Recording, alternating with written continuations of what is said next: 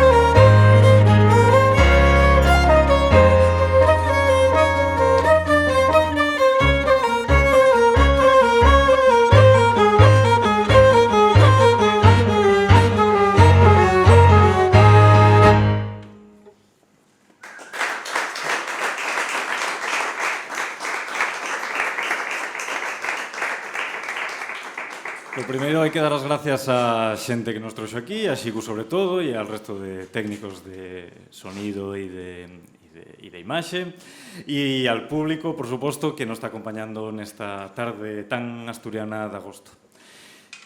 Como vedes, o repertorio que tocamos é sobre todo enfocado al baile, está pensado así, xa pa eso. O que pasa é que lle damos súa volta con el piano e, bueno, con el violín e a flauta tocado ao xeito, bueno, pues, que se pode decir máis tradicional.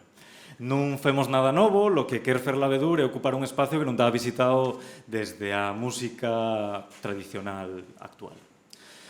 Tocamos un 7 piezas al principio, tocamos agora un suelto de aí del llano de Llangreo e agora lo que vamos a tocar veis ser outros 7 piezas vaqueiras de Navia. Vamos a tocar un valse.